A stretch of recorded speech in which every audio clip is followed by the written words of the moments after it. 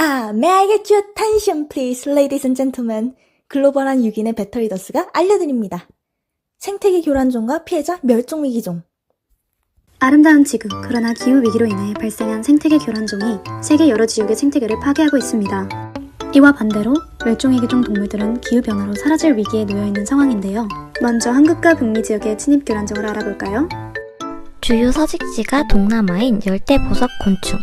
곤충은 온도 변화에 민감하고 이동성이 강해 환경 변화에 따른 분포가 두드러지는 생물인데요. 한국 남해안 지역의 열대기후에서 발견되는 열대보석곤충이 발견되었다고 합니다. 이 곤충은 덩굴식물의 줄기 속에 알을 낳기 때문에 유충이 줄기의 내부에 파고들어 자라면서 농작물에 피해를 주는 해충입니다. 때문에 열대보석벌레의 발견은 기후변화에 따른 한국의 생태교란 현상을 의미합니다. 기후로 인한 미국의 교란종은 바로 얼룩조개가 있는데요. 얼룩조개의 본래 서식지는 유라시아, 즉 흑해나 카스피의 주변이었다고 해요. 그러나 기후변화로 인해 여름철 평균 수온이 상승하면서 얼룩조개의 생존 가능 지역이 점점 북미 지역인 그레이트 레이크스 중심으로 빠르게 확산되었습니다. 이러한 얼룩조개들이 이슈가 되는 이유가 있는데요.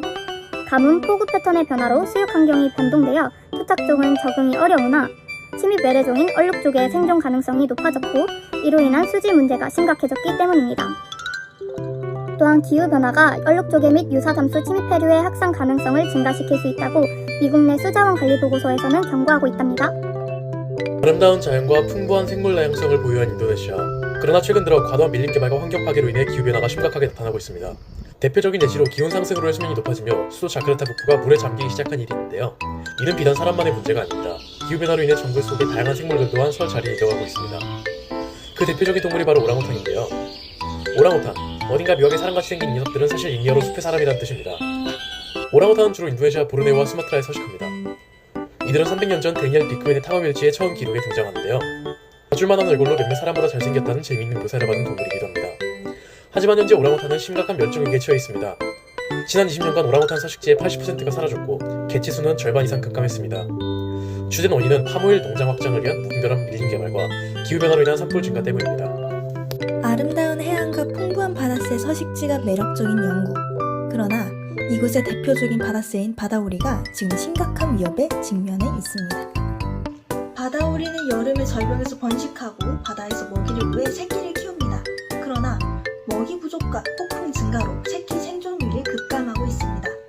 지난 수십 년간 영국 일부 번식지에서는 바다오리 개체수가 절반 이상 감소했습니다. 바다오리는 단순한 해양조류가 아니라 영국의 해양유산이기도 합니다. 바다오리를 실제로 본 적이 있나요? 본 적이 있다면 어디서 봤나요? Oh, puffins. So, I've only seen in pictures, I never seen in real life. I did not know such a cute bird was endangered. That's sad. 퍼핀은 기후변화로 인한 서식지 파괴, 남획, 그리고 생태계 교란종으로부터 위협받고 있습니다. 이상 영국의 퍼핀이었습니다. 이렇게 기후변화로 인해 지구 한켠에선 생태계 교란종이 지역 생태계를 위협하는 반면 다른 한쪽에서는 수많은 동식물들이 삶의 터전을 잃고 내몰리고 있습니다. 이런 일이 발생한 이유는 무엇일까요? 결국 이 사태에는 하나의 공통 원인이 있습니다. 인간의 욕심이 산림을 파괴하고 바다를 메우고 생명을 거래하며 생태계를 파괴한 것이죠. 그 결과 기후변화가 온도, 강수, 계절의 리듬을 흔들면서 침입종은 퍼지고 멸종위기종은 점점 늘어나고 있는 상황입니다. 이를 해결하기 위한 각국 정부의 노력은 무엇이 있을까요? 그리고 저희는 무엇을 할 수 있을까요? 먼저 한국환경부는 생태계 교란 생물종을 지정하고 관리하고 있는데요. 교란종으로 지정된 생물의 운반 또는 사육을 금지하며 이를 위반할 경우 2년 이하의 징역 또는 2천만 원 이하의 벌금을 부과하게 되어 있습니다.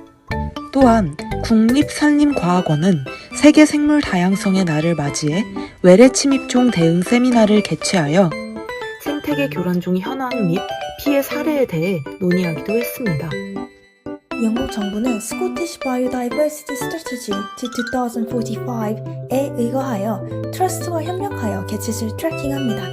다양한 트러스트 중 Scottish Wildlife Trust는 아주 명확한 방침을 알려주는데요. 이러한 트러스트해주는 관심과 애정이 기후변화의 피해자인 동식물들을 지킬 수 있는 방법입니다. 생태계 복원을 위해 인도네시아 정부는 적극적인 보호 정책을 펼치고 있습니다. 보르네오와 수마트라 등 각지 국립공원을 조성하고 보단지를 통해 서식지 복원 프로젝트를 진행합니다. 그래서 저도 이런 정책의 대표적인 현장인 동물원 나만사파리를 방문해보았는데요. 이곳은 다른 동물원과 달리 광대한 숲에서 여러 동물들이 자유롭게 돌아다니고 있었습니다. 그 사이를 자유롭게 자동차를 타고 이동하며 여러 멸종위기에 처한 동물들을 직접 마주하고 멸종위기에 처한 동물들에 대해 다시금 생각할 수 있었습니다.